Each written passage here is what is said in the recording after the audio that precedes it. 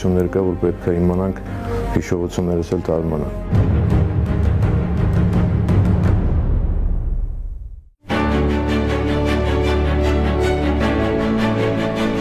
Մեկնում եմ շատ բարձր տրամադրությամբ, մեր բոլորիս պարտքն է, բոլորս էլ պարտավոր ենք մեր երկրի, մեր հողի, մեր հայրենիքի համար, մեր փոքր ներդրումն ունենալու։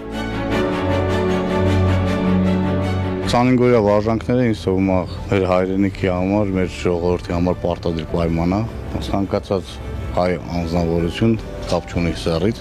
պետք է իմանա զենքի կիրառման կանոնները։ Մեր սահմանները պետք է ամուր լինի, որպեսզի բնակչությունն էլ մեր հայ ժողովուրդն էլ հանգիստ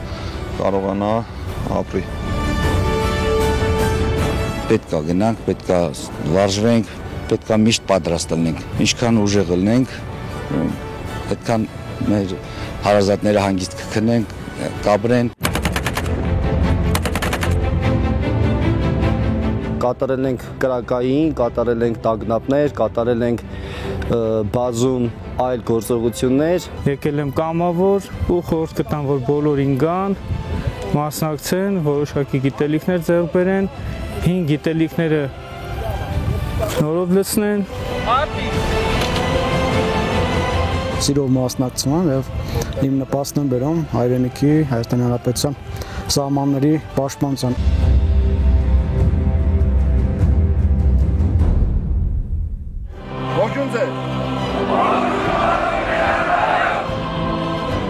Մեծ սիրով եկել եմ ու մեծ սիրով մասնակցել եմ։ Ուզում եմ մասնակցեմ, բաներ կա մոռացել եմ, բաներ կա վերհիշել եմ։ 25 օրյա հավաքները բավականին տեղին են ու կարծում եմ բոլորը պետք է մասնակցեն այս հավաքներին։